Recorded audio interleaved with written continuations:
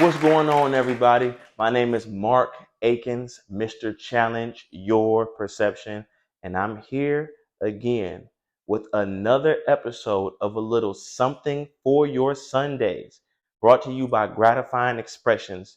Here at Gratifying Expressions, we believe that everyone has the right to express themselves. Just do it in a way that makes others grateful that you did. So we're going to get into another one of my famous quotes here. You guys just keep getting lucky, and I keep dishing out that great stuff. It's like vitamins. It's easy to forget to take it, but it's going to help you so much when you remember. So if you don't tune in every Sunday, these episodes are going to be on YouTube. So when you remember to get your dose, we're going to be right here waiting on you. Okay, this is going to be so important, and it may touch some sore spots in some people's lives, but this is so true, and you're going to be better for it if you know this and work on it. If you don't work for it, do not expect it to work for you. If you don't work for it, don't expect it to work for you. And before I get into a few tips and bullet points on this, I want to tell you, what about the PPP loan? What about the PPP loan? What about you all who went out there and got the PPP loan and had 20, 30, 40, 60, $100,000 free money? What did you do with it? Did it work for you? Did it work for you? Now, some of you may not agree with me and say, Mark, why do I have to work for things in life in order for it to work for me? What about Bernie Madoff? What about Bernie Madoff? You saw how it worked out for him. Okay, so lottery winners. Lottery winners are a good example, and I'm not here to tell you that everyone has done terrible things with their money from a lottery winning. But what I am here to tell you that about 50% of those people lose everything. They lose everything. It's almost as if they don't understand the value of a dollar. So when you hear someone talking about the value of a dollar, it's usually because they want you to realize that what you have to do to honestly earn money, and if you do things well, you can earn a crap ton of money legally. It's very true. But once you realize what you have to put into it, you're a little bit more not frugal. Is that the word I'm looking for? You're a little bit more careful about how you're going to use that money, how you're going to have that money work for you. Okay. So lottery winners is a good example of this. And it's not that I'm coming down on them, but I have a couple more I want to talk to you about. If you do win the lottery, you may have worked for it. You may have played the lottery for 20 years, but if you do win the lottery, there's a greater chance that you're going to look at this money as a huge blessing. The heavens opened up, poured down on you, and you're going to buy and do everything you've always wanted to do a lot more freely because you didn't have to put any blood, sweat, and tears into it. So be careful. I'm going to switch lanes here. I'm going to totally switch lanes here, right? And say that married for the wrong reasons. So, Mark, what does this have to do with if I don't work for it, it's not going to work for me? Well, have you ever met someone and the first day that you met them, you slept with this person and then you thought that you're going to have a relationship with this person? You didn't work for this relationship. You didn't work for this person. So a lot of times that doesn't last. And I'm not saying that that always happens. There's exceptions to the rule, of course. We're all special. We're all magical. But whenever you don't work for something, there's a chance that it's not going to work for you. Look at people who go out to Vegas and then they get married on a whim. They have a great night. They get drunk. They do whatever they want to do. They meet someone. They're at a chapel. And they're at a chapel before you know it. Okay, and this marriage doesn't last. They didn't put in the work. How can it work for you if you didn't put in the work? Look at the people who get married for money. They are not putting in the time and effort to care about this human. They are putting in the time and effort to get the money. They are not working on the relationship. They're working on getting the money. So there's nothing there. So how can this relationship ever work in their benefit if it's not for receiving the money?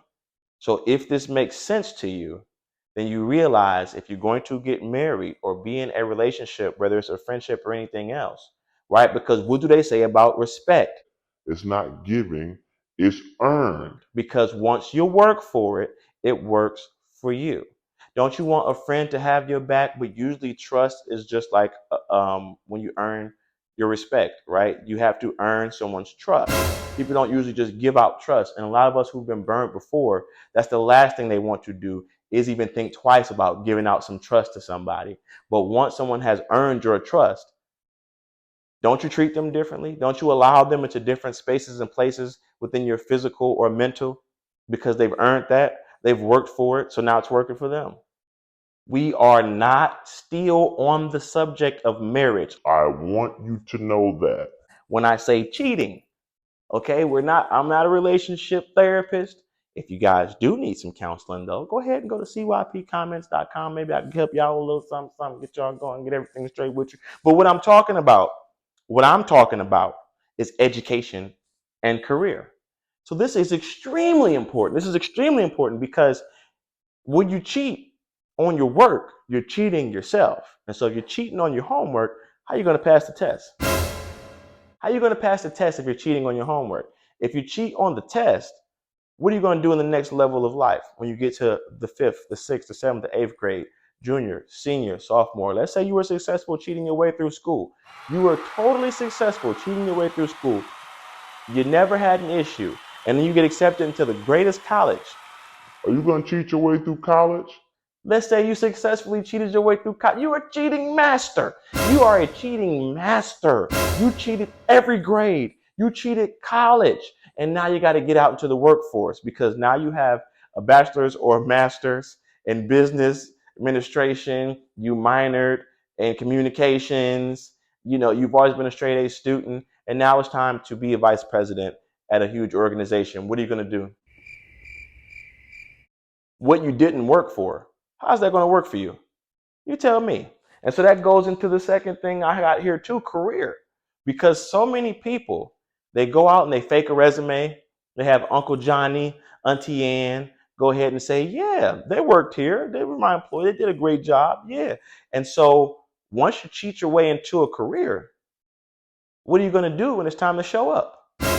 Once you cheat your way through a resume, how is it going to work for you? When you didn't put any work in, how is that going to work for you? That's the funny thing about lies, okay? Lies cost you. The truth is free. And go ahead, test it out. I don't care. Test it out. Just go start lying. Start lying. Lie all the time and get caught. And you lie at some point, someday, because it always happens. Okay? One lie begets another. And it's going to cost you at some point. The truth is free.